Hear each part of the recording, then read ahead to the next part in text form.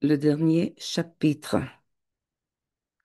Comment se porte le Bénin aujourd'hui? Chapitre 64. Les choses changent partout dans le monde au fil du temps et bien sûr aussi au Bénin. Le coronavirus, par exemple, est également célébré au Bénin. Certains portent des masques, d'autres non. Très peu se font vacciner, non pas par manque de vaccins, non pas, mais parce que peu de gens y croient ou que l'État ne fixe pas de règles. Bien sûr, il y a des morts et des malades, mais on se connaît pas, mais on ne connaît pas avec certitude les causes.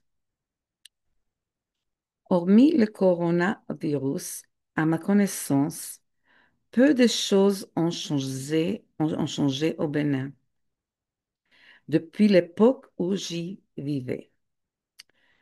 La polygamie existe toujours, par exemple, avec beaucoup d'enfants par famille.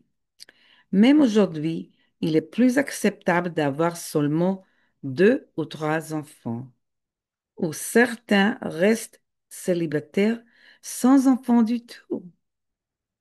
Certains parents confient encore certains de leurs enfants à des membres de leur famille qui vivent dans une ville où il y a une école et où ils souhaitent que leurs enfants étudient, où ils souhaitent que leurs enfants apprennent un métier comme la menuiserie, par exemple.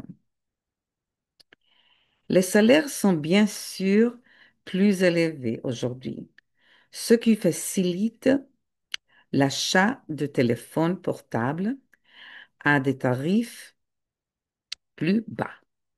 On ne paie plus 1 dollar par minute de conversation comme lors de mon séjour au Bénin, mais 1 dollar pour 8 minutes de conversation, ce qui est une amélioration. Aujourd'hui, je parle à mes amis béninois sur WhatsApp ou Facebook qui sont gratuits. Ils n'ont toujours pas la possibilité de regarder de longues vidéos. Alors, j'évite d'en envoyer. Le nouveau président du Bénin, Patrice Talon, oups, est très ambitieux, rêve d'un pays moins pollué et surprend par ses promesses d'innovation. Il a embelli toutes les villes du pays, Cotonou, la plus grande ville, a désormais une carte, ce qui n'existait pas auparavant. Et tous les quartiers et arrondissements sont désormais nommés, ce qui n'existait pas à mon époque.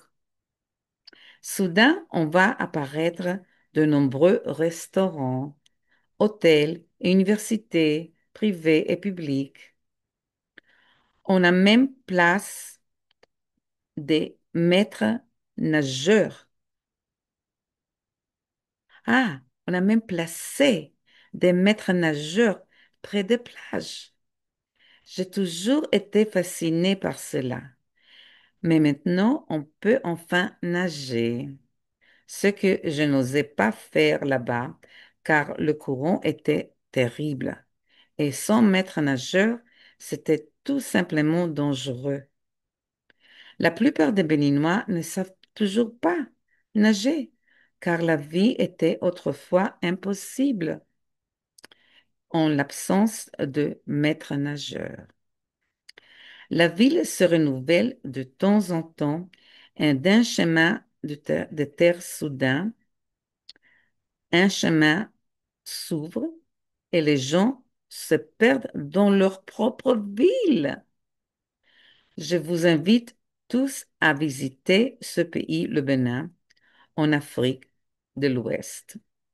Peu de touristes ont découvert cet endroit.